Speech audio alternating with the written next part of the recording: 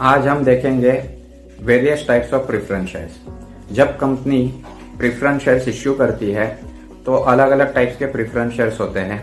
Mainly अगर देखें तो 4 टाइप्स ऑफ प्रेफरेंस शेयर्स है। ये 4 types of preference shares further 2 types में डिवाइडेड है।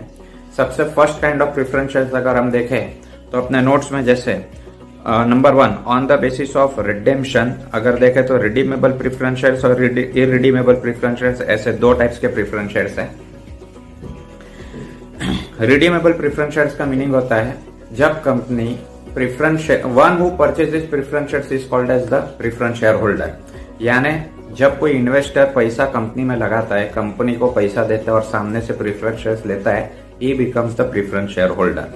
नाउ जब वो प्रेफरेंस शेयर होल्डर बन जाता है तो उसने अगर first kind of preference share ली है जो रिडीमेबल प्रेफरेंस शेयर्स है, तो इसका मतलब ये हुआ कि कंपनी जो भी पैसा प्रेफरेंस शेयर होल्डर से लेती है वो कंपनी वो पैसा उसको वापस दे देती है after some times, like 8 years, 10 years, 12 years, 13 years, like that. तो किसी ने, सपोज हम कंपनी है, हम कंपनी लोगों को प्रेफरेंस शेयर्स बेचेगा। सपोज करो रिडीमेबल प्रेफरेंस शेयर्स बेचे, तो रिडीमेबल प्रेफरेंस शेयर्स कंपनी बेचेगी, उनसे जो कैश लेगी वो 7 years, 8 years, 10 years, हमने सपोज करो 10 years के लिए प्रेफरेंस शेयर्स इश्यू किए, तो 10 years खलास होते ही उनसे लिया हुआ कैश उनको वापस दे देने का।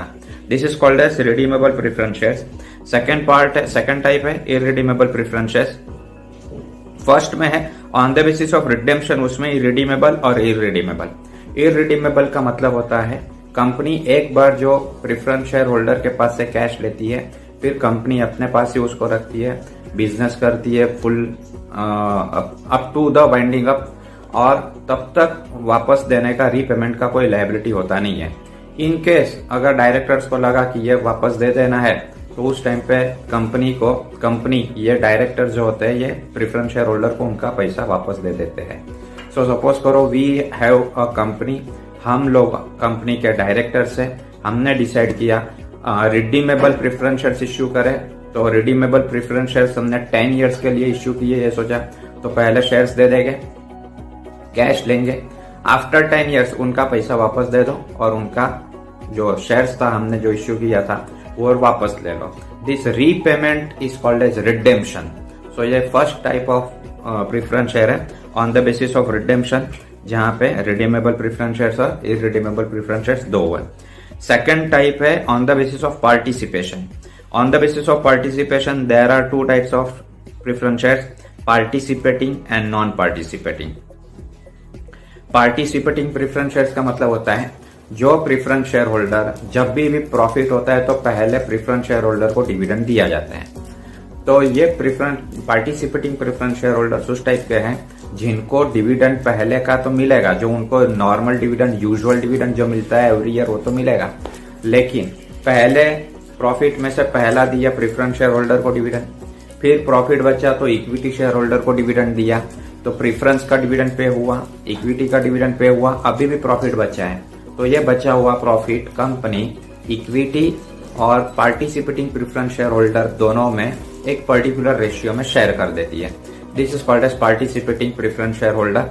ये पार्टिसिपेटिंग प्रेफरेंस शेयर होल्डर को यानी 2 प्रकार के डिविडेंड मिलता है, एक उनका जो यूजुअल डिविडेंड है वो, दूसरा अगर कोई प्रॉफिट प्रेफरेंस डिविडेंड और इक्विटी डिविडेंड देने के बाद भी बचा है तो वो सरप्लस प्रॉफिट दोनों को इक्विटी शेयर होल्डर और प्रेफरेंस शेयर होल्डर दोनों में शेयर होता है।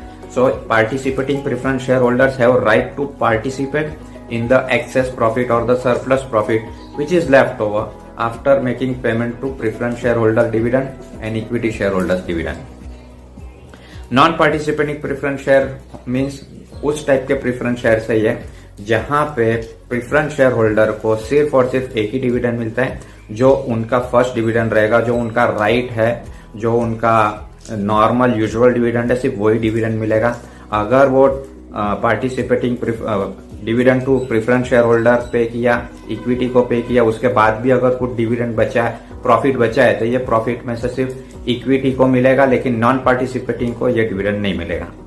थर्ड कैटेगरी अगर देखें तो on the basis of conversion, convertible और नॉन कन्वर्टिबल प्रेफरेंस शेयर्स है। कन्वर्टिबल प्रेफरेंस शेयर्स का मतलब होता है जो preference shares after few years after few time equity shares में कन्वर्ट हो जाए, that is called as convertible preference shares. For example, हमने ऐसे प्रेफरेंस शेयर्स बेचे जहां प्रेफरेंस शेयर जिसने खरीदे हैं वो प्रेफरेंस शेयर होल्डर को हमने पहले ही कह दिया था कि आफ्टर 5 years आपके प्रेफरेंस शेयर्स इक्विटी बन जाएंगे। So this is called as convertible preference shares.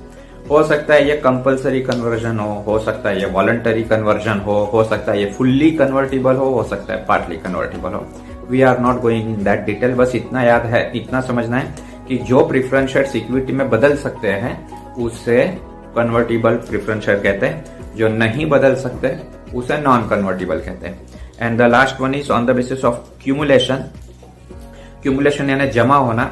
ये क्यूमुलेटिव प्रेफरेंस शेयर्स और नॉन क्यूमुलेटिव प्रेफरेंस शेयर्स, इसके बेसिस पे ये दो हैं। क्यूमुलेटिव प्रेफरेंस शेयर का मतलब होता है अगर किसी पर्टिकुलर ईयर में प्रेफरेंस शेयर होल्डर को डिविडेंड नहीं मिला बिकॉज ऑफ लॉस या तो because of less profit earned by company. Company को अगर प्रॉफिट कम होता है तो कंपनी डिविडेंड नहीं देती, सपोज करो, और due to any reason company dividend किसी शेयर होल्डर को नहीं देती। तो किसी भी शेयर होल्डर को जब कम प्रॉफिट हो या लॉस हो या बिकॉज ऑफ एनी रीजन अगर डिविडेंड नहीं मिलता तो ये जो है क्यूमुलेशन के बेसिस पे जो प्रेफरेंस शेयर्स है, ये प्रेफरेंस शेयर्स का डिविडेंड उस टाइम पे अनपेड गिना जाता है। सपोज करो 2017, 18, 19 और 2020, ये 4 साल की हम बात करते हैं। 2017 में कंपनी को 16, 17, 18, 19, 20 2017 में कंपनी को लॉस हुआ, किसी को डिविडेंड नहीं मिला। 18 में लॉस हुआ, किसी को डिविडेंड नहीं मिला। 19 में लॉस हुआ, किसी को डिविडेंड नहीं मिला। अब कंपनी को 2020 में प्रॉफिट हुआ, तो कंपनी ये 2020 में जो प्रॉफिट हुआ है तो उसमें से ये 1 साल का डिविडेंड कंपनी सबको देगी। लेकिन क्यूमुलेटिव प्रेफरेंस शेयर्स वैसे है जिनका ये 3 साल का डिविडेंड जमा होगा, ये अनपेड गिना जाएगा तीनों साल। जो अनपेड डिविडेंड, ये जमा किया हुआ डिविडेंड यहाँ पे अक्यूमुलेट होगा 4थे साल में, और एक साथ क्यूमुलेटिव प्रेफरेंस शेयर होल्डर को 4 साल का डिविडेंड मिलेगा। तो जब भी लॉस होता है तो इनका डिविडेंड जमा होते जाता है, यहाँ पे अनपेड गिना जाएगा, और फिर जिस साल प्रॉफिट करती है कंपनी उस साल पूरा डिविडेंड एक साथ उनको पिछले सालों के डिविडेंड के साथ दिया जाता है। जिनको इस तरह नहीं होता, जो प्रेफरेंस शेयर होल्डर को लॉस जिस साल किया था उस साल का डिविडेंड नहीं मिला और सिर्फ एक ही साल का डिविडेंड मिला, those all are called as non-cumulative preference shares. So these were the types or the kinds of preference shares. Thank you.